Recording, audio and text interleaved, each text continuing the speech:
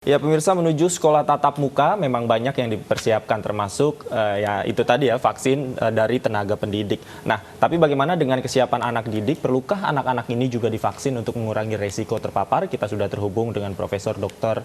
Iris Rengganis, konsultan imunologi sekaligus Ketua Tim Advokasi Vaksinasi COVID-19 PBID.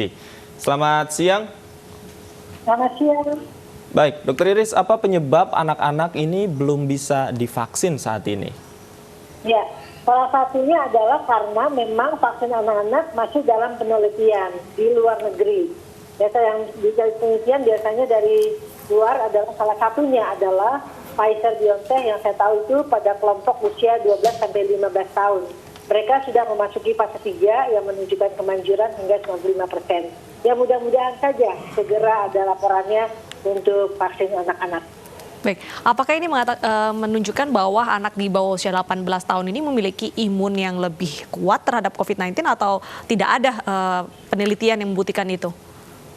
Sebenarnya tidak ada penelitian yang membuktikan ya bahwa itu lebih kuat. Justru anak-anak itu yang justru perlu divaksinasi. Kalau anak-anak di bawah 14 tahun tentu sistem imunnya pun belum memadai. Mereka masih dalam pertumbuhan termasuk sistem imunnya. Jadi mereka merupakan salah satu yang memang perlu divaksinasi nantinya setelah vaksinnya itu ada. Baik, Prof. Iris, apa saja yang harus diperhatikan ini oleh para orang tua mungkin mempersiapkan anaknya untuk divaksin nanti?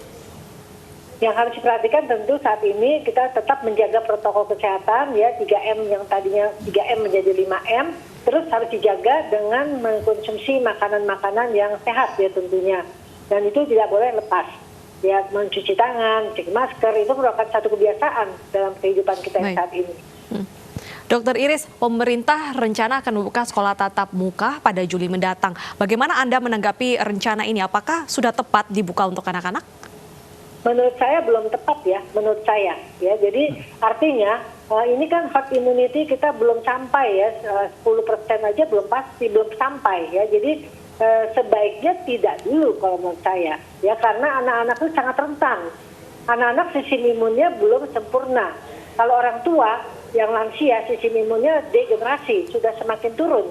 Jadi posisi mereka kedua kelompok ini hampir serupa ya, jadi imun sistemnya belum kita anggap yang memadai. Dan penularan pada anak-anak itu juga mudah terjadi. Jadi sebaiknya kalau menurut saya saat ini dengan kondisi di apalagi Jakarta ya, itu lebih baik kondisi online dulu sementara. Walaupun tenaga pengajar juga sudah mulai divaksin, tapi masih ada resiko untuk tertular ya anak-anak ini ya, Dok? Ya, tenaga ya guru ya, maksudnya tenaga pengajar, guru sudah divaksin orang dewasa. Nah, vaksin ini masalah tidak ada 100% perlindungannya. Ya, tergantung imun sistem seseorang. Orang yang sudah divaksinasi pun walaupun 2 kali bisa saja terkena. Tapi terkenanya itu lebih ringan bila mana dibandingkan bila mana tidak divaksinasi. Jadi artinya kita tidak menjamin semua orang yang sudah divaksinasi itu bahwa dia betul-betul tidak tertular. Jadi harus dari dua pihak ya, semuanya harus terlindung ya, tidak hanya sepihak. Apalagi herd immunity kan belum 70%, kita masih jauh dari 70%. Baik, resiko terburuk apa yang bisa terjadi jika memang sekolah tatap muka ini nekat digelar? Yang kita takuti mereka menjadi OTG, kemudian bisa menularkan di rumah. Akhirnya penularan jadi klaster di rumah, klaster keluarga. Ini yang sedang berlaku sekarang, banyak berlangsung saat ini ya, klaster keluarga. Di luar kita berhati-hati, tapi kita nggak sadar dalam rumah keluar masuk, walaupun memakai masker sekalipun ya, tetapi kan imun sistem seseorang kita tidak bisa menjamin. Kan termasuk 5M, menghindari kerumunan, seperti itu kan. Baik, berdasarkan data yang Anda miliki saat ini, berapa persen jumlah anak-anak yang terpapar COVID-19, Dok? Saya nggak punya data anak ya, saya nggak punya data anak, tapi bisa ditanyakan. Kalau untuk vaksinnya sendiri, dokter, apakah vaksin yang saat ini sudah dimiliki oleh pemerintah Indonesia juga cocok diberikan kepada anak-anak atau memang membutuhkan vaksin yang lain? Vaksin Sinovac belum penelitian untuk anak ya. Vaksin Sinovac baru usia 18 sampai lansia saat ini ya, sampai 60 tahun ke atas.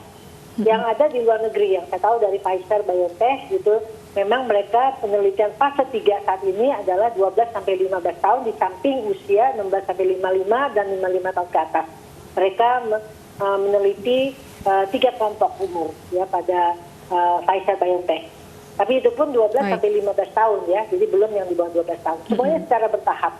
Baik, jika nanti pemerintah tidak mengubah aturan untuk sekolah tatap muka di Juli, saran apa yang bisa Anda berikan kepada pemerintah untuk mengurangi resiko, Dok? Yang jelas tetap 5M, ya, kemudian jaga jaraknya betul-betul harus jaga jarak, ya, kemudian disiplin. Mereka harus memakai face shield. Saya usulkan pakai face shield di samping masker, ya, tidak hanya masker, tapi face shield juga. Dan tidak makan di sana, ya, bawa bekal masing-masing. Ya, cara makan juga harus disiplin, ya, jangan berbicara dan juga jangan ada orang lain pada saat buka masker.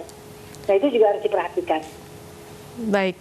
Terima kasih atas informasinya Profesor Iris Rengganis dan terima kasih sudah berbagi informasi di iNews Siang. Selamat bertugas kembali, Prof.